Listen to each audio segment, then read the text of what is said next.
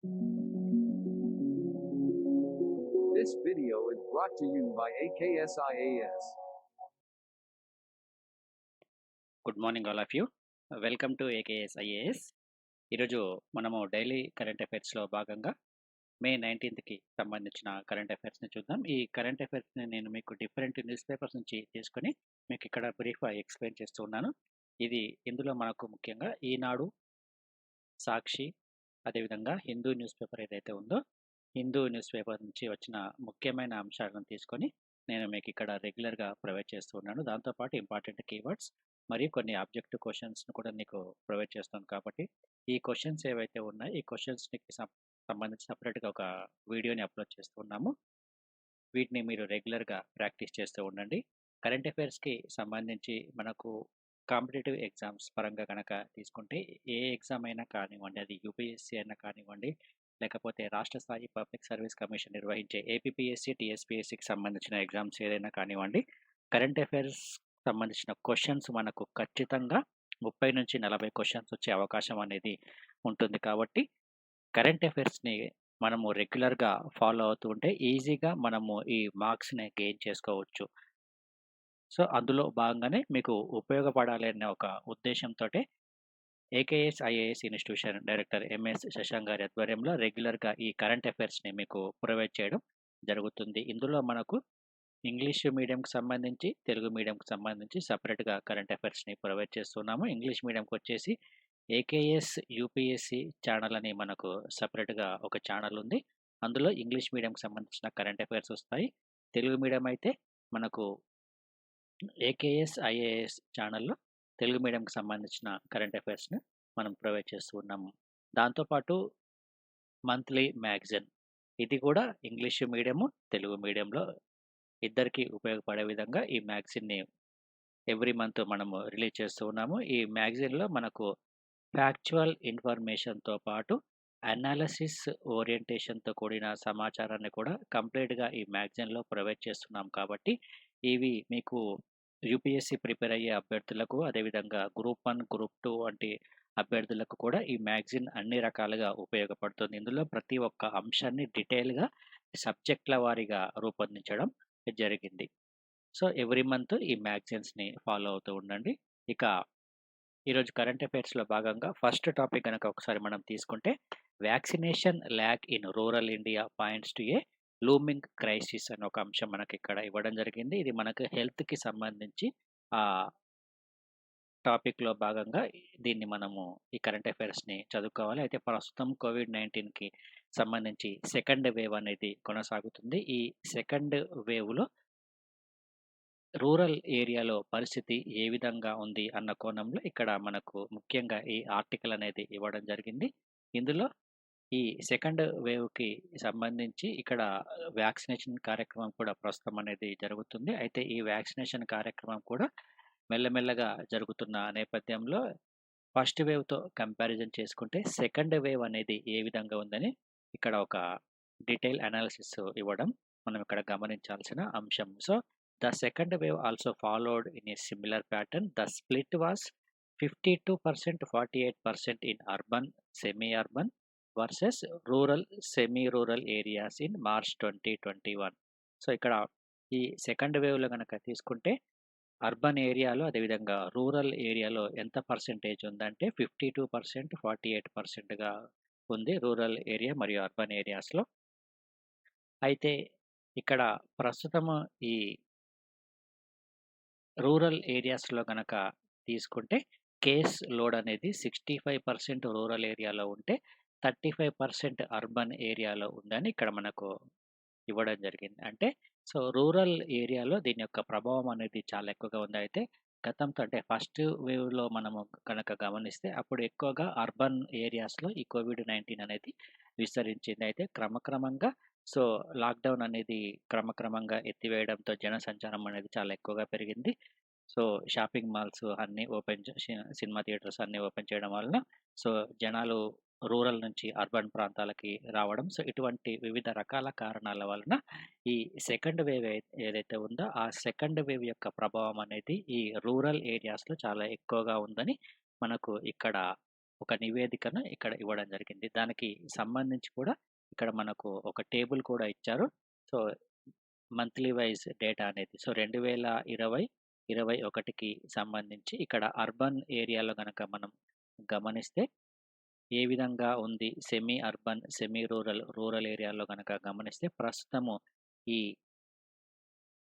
మే 2021లో గనక గమనిస్తే semi urban, semi rural మరియు రూరల్ ఏరియాలో ఈ కేసుల సంఖ్య అనేది క్రమక్రమంగా పెరుగుతుంది. అదేవిధంగా ఈ వ్యాక్సినేషన్ ఏదైతే ఉందో వ్యాక్సినేషన్ కార్యక్రమం కూడా ప్రస్తుతము ఈ రూరల్ ఏరియాలో చాలా తక్కువగా వ్యాక్సినేషన్ అనేది జరుగుతుంది. ఎందుకంటే ఇక్కడ రూరల్ వారికి సరైన అవగాహన లేకపోవడం వలన వ్యాక్సినేషన్ కార్యక్రమం చాలా నెమ్మదిగా కొనసాగుతుంది. సో, అటువంటి నేపథ్యంలో కూడా ఈ కేసుల సంఖ్య అనేది పెరిగిందని మనం చెప్పుకోవచ్చు. ఇక్కడ వ్యాక్సినేషన్‌కి సంబంధించి కూడా డోసెస్ ఏ విధంగా ఇచ్చారనేది ఇక్కడ మనకు ఇవ్వడం జరిగింది.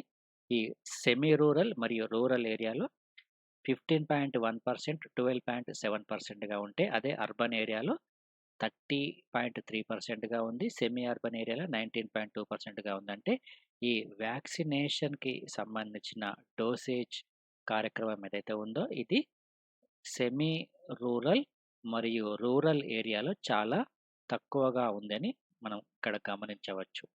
సో, దీనిని మరింతగా పెంచవలసిన అవసరం అనేది ఉంది. ఎందుకంటే మనకు నెక్స్ట్ థర్డ్ వేవ్ కూడా వచ్చే అవకాశం అనేది ఉంది కాబట్టి, సో, థర్డ్ వేవ్‌ని మనము అడ్డుకోవటానికి ఈ వ్యాక్సినేషన్ కార్యక్రమం ఏదైతే ఉందో, వ్యాక్సినేషన్ కార్యక్రమాన్ని మరింతగా విస్తృతపరచవలసిన అవసరం అనేది ఉంది.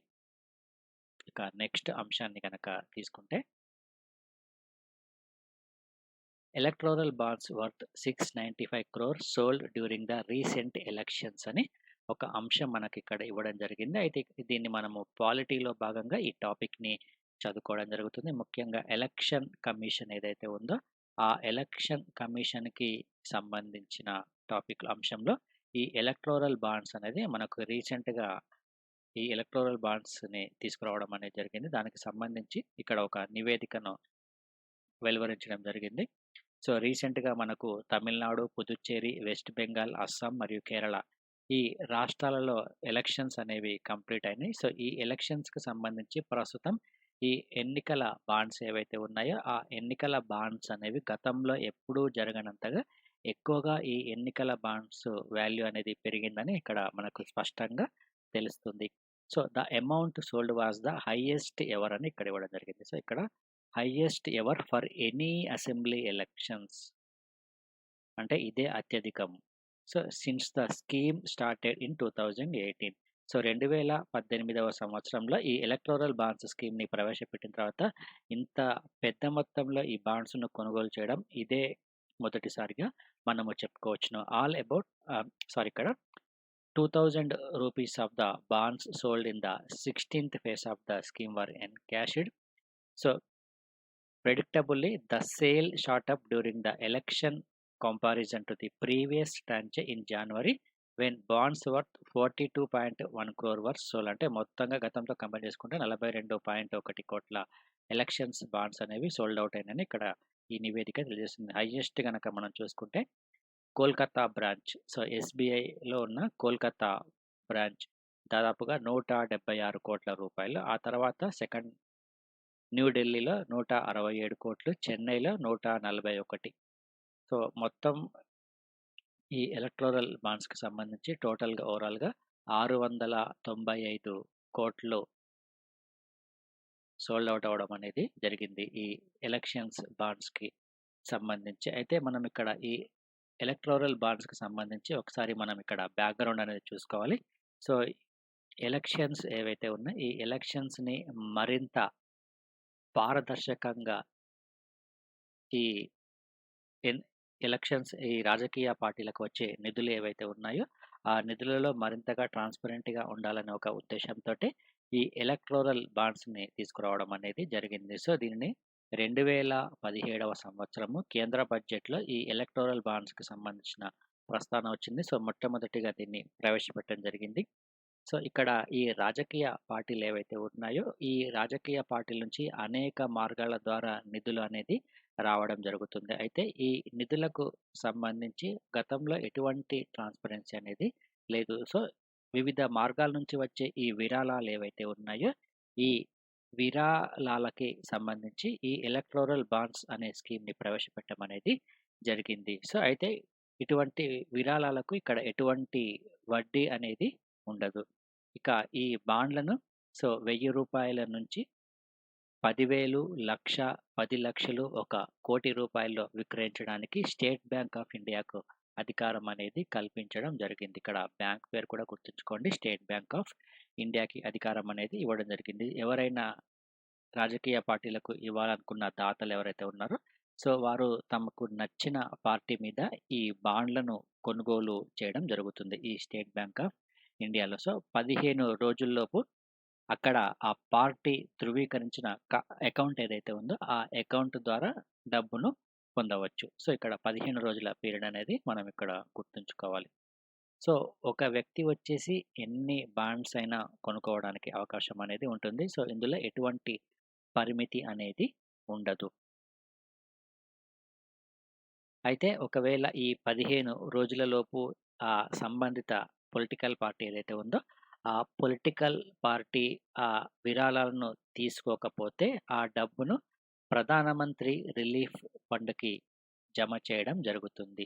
సో, ఇక్కడ 15 రోజుల తర్వాత ఆ డబ్బును గనక ఎటువంటి పార్టీ గనక తీసుకోకపోతే, దాన్ని ఇక్కడ ప్రధానమంత్రి రిలీఫ్ ఫండ్‌కి ఆ అమౌంట్‌ని ట్రాన్స్‌ఫర్ చేయడం జరుగుతుంది. ప్రధానమంత్రి రిలీఫ్ ఫండ్ ఇది కూడా గుర్తుంచుకోండి ఎగ్జామినేషన్ ఓరియంటేషన్‌లో. సో, దీన్నెప్పుడు ప్రవేశపెట్టారంటే 2017వ సంవత్సరంలో ప్రవేశపెట్టమనేది జరిగిందయితే దీనిపై అనేక రకమైన విమర్శలు కూడా రావడం అనేది జరిగింది. ఈ ఎలక్టోరల్ బాండ్స్ ఇచ్చే ఈ దాతలు ఎవరైతే ఉన్నారో, ఆ దాతల పేర్లనేది చాలా గోప్యంగా ఉంచడం అనేది జరుగుతుంది. అదేవిధంగా దీనికి కొన్ని సవరణలు కూడా తీసుకురావడం అనేది జరిగింది. ఫైనాన్స్ యాక్ట్ 2017కి ఒక సవరణ కూడా తీసుకురావడం అనేది జరిగింది. ఈ దాతల పేర్లు ఎవరైతే ఉన్నారో, సో, వారిని గోప్యంగా ఉంచేందుకు.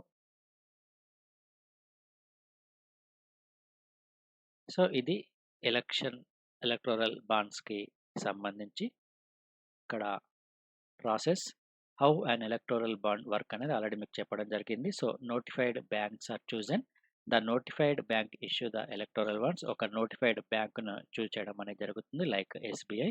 సో, ఆ ఎస్‌బీఐ బ్యాంకు ఈ ఎలక్టోరల్ బాండ్స్‌ని ఇష్యూ చేస్తుంది. సో, దాత ఎవరైతే ఉన్నారో, దాత ఇక్కడ ఆ బ్యాంక్ నుంచి ఈ ఎలక్టోరల్ బాండ్‌ను చెక్ ద్వారా కానీ, డిజిటల్ పేమెంట్ ద్వారా కొనుగోలు చేస్తారు.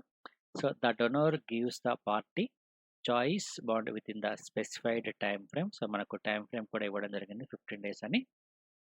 So, the party deposits the bond in account details of which are the electoral commission. So, ఈ డిపాజిట్స్ అమౌంట్ ఏదైతే ఉందో, ఆ డిపాజిట్‌కి సంబంధించిన సమాచారాన్ని సో, ఎలక్టోరల్ కమిషన్ తెలియజేయడం అనేది జరుగుతుంది.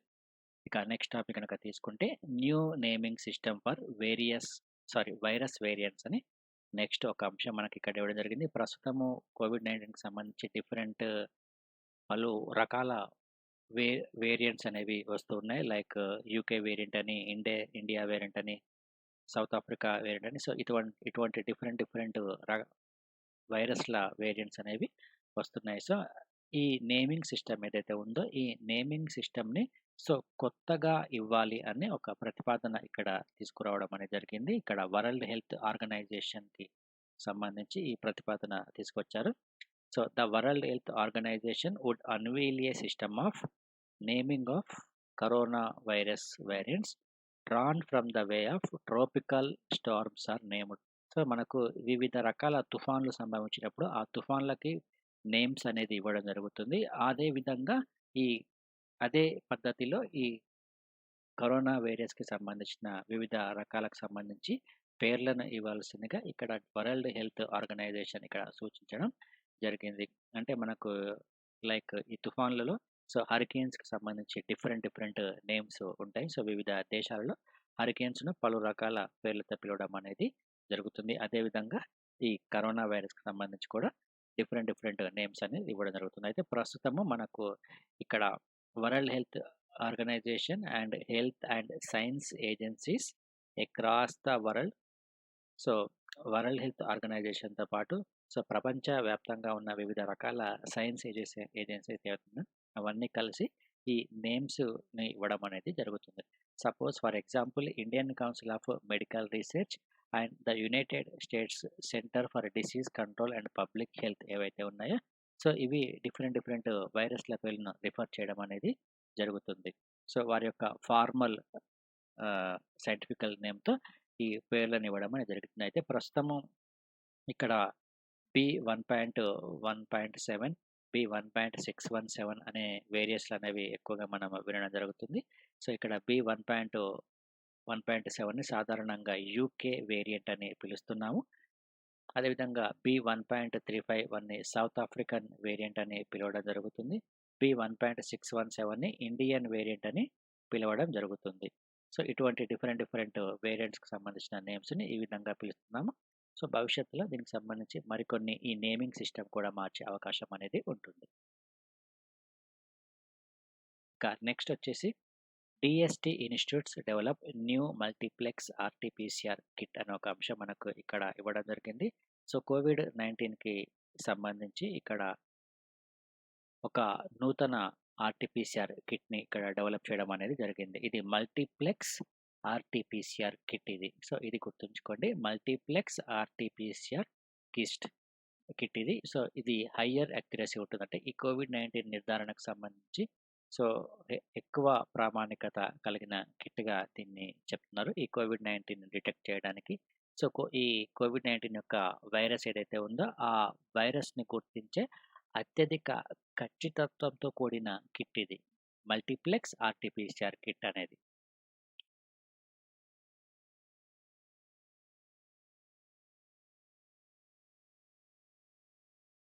ఇక్కడ ఈ కిట్‌ని ఎవరు డెవలప్ చేశారనేది కూడా మనకు చాలా important. So, RTPCR kit developed Sree Chitra Tirunal Institute for Medical Sciences and Technology and institute of national importance under the Department of Science and Technology. ఈ 2 కలిసి ఈ కిట్‌ని డెవలప్ చేయడం అనేది జరిగింది. సో, ఇది ఏ విధంగా అంటే ఆర్ఎన్ఏ వైరస్ ఏదైతే ఉందో దాని వైరస్ యొక్క ఆర్ఎన్ఏ బేస్డ్ ఆధారంగా సో, అందులో ఎస్ఆర్ఎన్ అనే జన్యువుల క్రమంగా ఈ ఆర్‌టీపీసీఆర్‌కి సంబంధించిన వేరియంట్స్ ఏవైతే ఉన్నాయో ఆ వేరియంట్స్‌ని గుర్తించడం అనేది జరుగుతుంది. నెక్స్ట్ టాపిక్ గనక తీసుకుంటే ఇది ఆంధ్రప్రదేశ్ రాష్ట్రానికి సంబంధించి వైఎస్ఆర్ మత్స్యకార భరోసా పథకం అని దీనికి సంబంధించి ఆల్రెడీ నిన్న మీకు కంప్లీట్‌గా ఎక్స్‌ప్లెయిన్ చేయడం అనేది జరిగింది. ఆంధ్రప్రదేశ్ రాష్ట్ర ప్రభుత్వము తీసుకొచ్చిన వైఎస్ఆర్ మత్స్యకార భరోసా పథకానికి సంబంధించి. సో, ప్రస్తుతం దీనికి సంబంధించి ప్రతి కుటుంబానికి రూ. 10,000 చొప్పున రూ. 119,00,00,000 వారి యొక్క అకౌంట్‌లో జమ చేయడం అనేది జరిగింది. ఇది ఆక్వా రంగంలో ఆంధ్రప్రదేశ్ రాష్ట్ర ప్రభుత్వం తీసుకున్న ఒక చర్యగా మనం చెప్పుకోవచ్చును. నిన్న మీకు ఆల్రెడీ చాలా రకాల స్కీమ్స్ ఎక్స్‌ప్లెయిన్ చేయడం జరిగింది ఈ ఆక్వాకి సంబంధించి. ఇక నెక్స్ట్ వచ్చేసి మానవ అక్రమ రవాణా నిరోధానికి ప్రత్యేకమైన యూనిట్లు ఏర్పాటు చేస్తున్నట్లు ఆంధ్రప్రదేశ్ రాష్ట్ర ప్రభుత్వం తెలపడం జరిగింది. ముఖ్యంగా ఈ హ్యూమన్ ట్రాఫిక్ ఏదైతే ఉందో ఈ హ్యూమన్ ట్రాఫికింగ్‌కి సంబంధించి ప్రత్యేక యూనిట్లు ఏర్పాటు చేస్తూ ఆంధ్రప్రదేశ్ రాష్ట్ర ప్రభుత్వం ఇక్కడ ఉత్తర్వులు జారీ చేయడం జరిగింది. ఆంధ్రప్రదేశ్ రాష్ట్రంలో ఉన్న మహిళలు, చిన్నారుల రక్షణ కోసం గతంలో దిశ అనే పోలీస్ స్టేషన్‌లను ఏర్పాటు చేయడం అనేది జరిగింది. అటువంటి పోలీస్ స్టేషన్‌ల తరహాలోనే యాంటీ హ్యూమన్ ట్రాఫికింగ్ యూనిట్‌లను కూడా ఏర్పాటు చేస్తూ వాటికి కూడా పోలీస్ స్టేషన్ హోదాను కల్పించడం జరిగింది. సో, ఇది గుర్తుంచుకోండి ఇక్కడ. ఇది ఇంపార్టెంట్ మనకు. Anti human trafficking unit.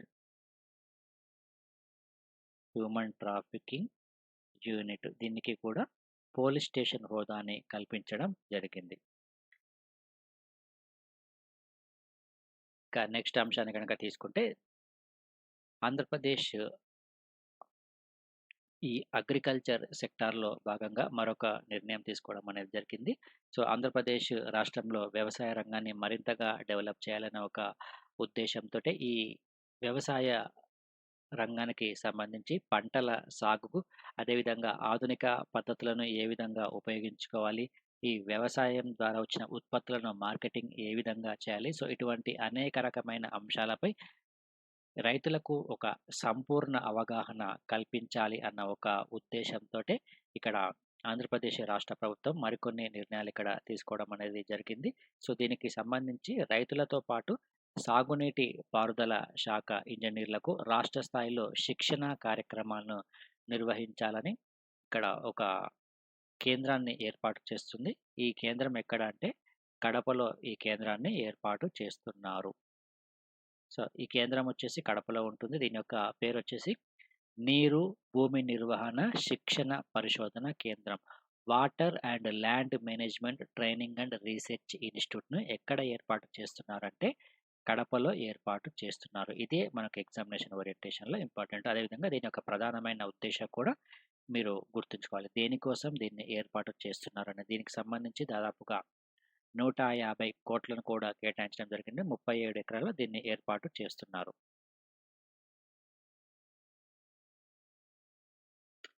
ఇక నెక్స్ట్ రాష్ట్రానికి సంబంధించి నూతన మెడికల్ ఆక్సిజన్ పాలసీని కూడా ఏర్పాటు చేయడం అనేది జరిగింది. సో, ప్రస్తుతం కోవిడ్-19కి సంబంధించి ఈ ఆక్సిజన్ డిమాండ్ అనేది చాలా ఎక్కువగా పెరిగిపోతున్న నేపథ్యంలో ఈ మెడికల్ ఆక్సిజన్ ఉత్పత్తి సామర్థ్యాన్ని పెంచాలి అన్న ఒక లక్ష్యంతోటి ఆంధ్రప్రదేశ్ రాష్ట్ర ప్రభుత్వము industrial gases and medical oxygen gas పాలసీని తీసుకురావడం జరిగింది. ఈ పాలసీ పేరు గుర్తుంచుకోండి. Industrial gases and medical oxygen gas policy. ప్రస్తుతం మనకు రాష్ట్రంలో రోజుకి 360 మెట్రిక్ టన్నుల ఆక్సిజన్ సామర్థ్యం ఉండగా, సో, దీనిని 700 మెట్రిక్ టన్నులకు పెంచాలి అనేది ఒక లక్ష్యంగా పెట్టుకొని ఈ ఆక్సిజన్ పాలసీని తీసుకురావడం జరిగింది. ఇక్కడ ఇది గుర్తుంచుకోండి. 700 మెట్రిక్ టన్స్ అనేది మనకు చాలా చాలా ఇంపార్టెంట్. ఎందుకంటే ఇది లక్ష్యాన్ని నిర్దేశించుకున్నది కాబట్టి. సో, ఈ పాలసీ ద్వారా 50 ప్రెజర్ స్వింగ్ అడాప్షన్ ప్లాంట్‌లను ఏర్పాటు చేయనున్నారు. సో, ఎన్ని అంటే 50 ఏర్పాటు చేస్తున్నారు.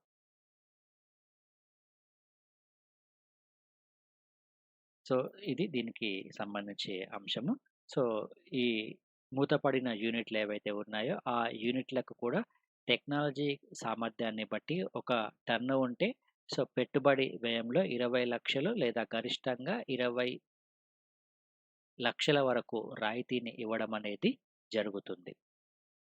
అదేవిధంగా ఈ ఆక్సిజన్ ఉత్పత్తి చేసే ఈ ప్లాంట్‌లకు విద్యుత్ సబ్సిడీ కూడా ఇవ్వడం జరుగుతుంది. ఒక యూనిట్‌కి రూ. 2 చొప్పున గరిష్టంగా 3 సంవత్సరాల వరకు టన్నుకు 7,00,000 చొప్పున అందిస్తారు.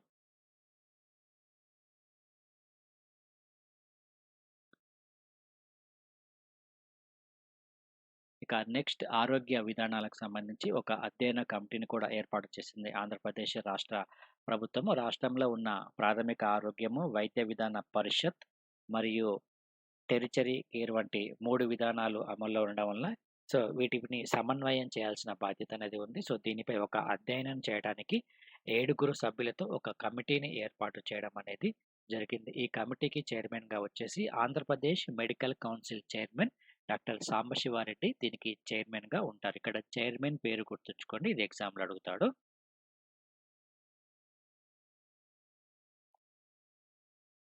ఇక నెక్స్ట్ వచ్చేసి 22,069,00,00,000 ఖనిజ ఉత్పత్తి అని. సో, అందులో తెలంగాణకి 5వ స్థానం లభించిందని ఇక్కడ కేంద్ర గనుల శాఖ ఒక వార్షిక నివేదికను విడుదల చేయడం అనేది జరిగింది. 2019, 20 సంవత్సరానికి సంబంధించి ఈ ఖనిజ ఉత్పత్తి ఏ విధంగా ఉందని ఒక వార్షిక నివేదిక ఇక్కడ ఇవ్వడం జరిగింది. సో, ఈ సంవత్సరము తెలంగాణ రాష్ట్రంలో దాదాపుగా 11,295,00,00,000 సున్నపురాయి, మాంగనీస్ వంటి ఖనిజాలు దాదాపుగా 10,000 కోట్ల విలువైన మైనర్ మినరల్స్ ఉత్పత్తి అనేది జరిగింది. సో, మొత్తం ఓవరాల్‌గా తీసుకుంటే దేశం మొత్తం ఉత్పత్తి అయ్యే సున్నపురాయిలో 7.28% 7% గుర్తుంచుకోండి. 7.28% అదే మాంగనీస్‌లో 0.27% తెలంగాణ నుంచే ఉత్పత్తి అవుతుంది. సో, అత్యధిక విలువైన ఖనిజ ఉత్పత్తిలో తెలంగాణ ఎన్నవ స్థానంలో ఉందంటే 5వ స్థానంలో ఉంది. ఇక 2020-21వ సంవత్సరంలో ఖనిజ ఉత్పత్తిలో 8.42% రాష్ట్రం నుంచి వచ్చింది. ఈ విషయంలో తెలంగాణ 4వ స్థానంలో ఉంది. ఇక దేశంలో ఖనిజ ఉత్పత్తి చేసే గనులకి సంబంధించి తెలంగాణ 11వ స్థానంలో ఉంది.